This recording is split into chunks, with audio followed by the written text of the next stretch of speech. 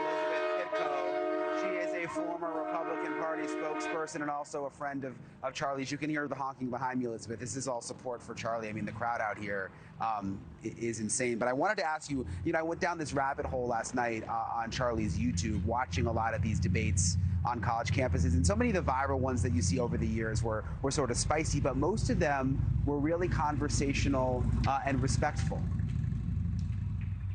They were, yeah. I mean, it's hard for me to have conversations with people and talk about Charlie Kirk, considering that everything I hear from people proves to me that they never actually watched any of his speeches or any of those debates. The fact is, most of what he did ended up being respectful. And what I had witnessed was people walking away not only with a new respect for Charlie, but with a new respect for the idea of debating with or even just speaking to those that have different opinions from their own. So the sad thing is that people are missing actually, I think, the main point of what Charlie was trying to do. I mean, they have an opinion about his own opinions, and that's great, but they're missing the fact that he actually cared about their opinions, and he wanted to know where they were coming from. He wanted to debate people. He wanted to bring as much information as he could to the table because that's how much he respected other people and their viewpoints. And I don't want, to continue crying on TV, but the fact is I don't think we could possibly find a worse situation for America than someone who so proudly wanted to go out there and debate everyone from every viewpoint, from the furthest on the right to the furthest on the left,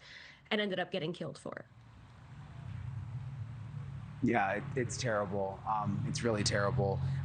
The crowd behind me, so many of them now have "I am Charlie Kirk" T-shirts, "I am Charlie Kirk" signs. It's quickly become like a slogan, and it seems like this movement may actually become stronger than ever.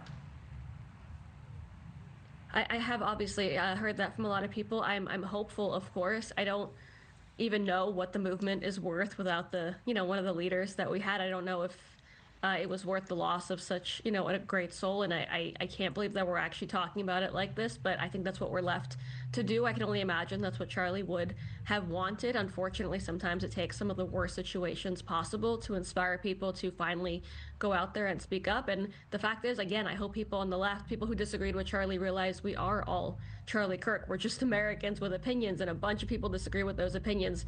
But it doesn't matter if you're on the left or the right. As long as you love your fellow American and you're ready to discuss those opinions, then you are also Charlie Kirk. You've probably seen the reports, Elizabeth. There are people in some high positions at different companies and different jobs who have, said awful things on social media. Some people have even celebrated the assassination. Some companies have gone as far as to fire people. I mean, what do you make of all of that?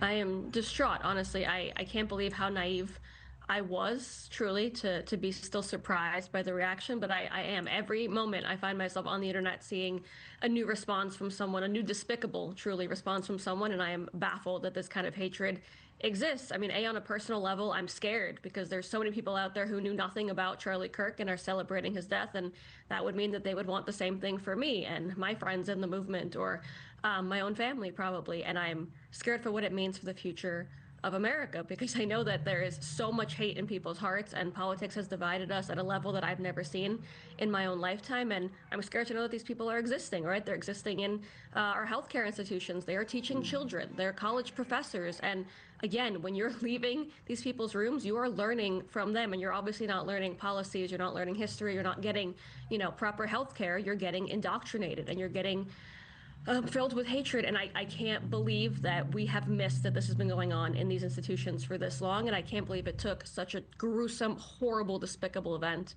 for us to find out just how much hate our incredible American society is currently filled with.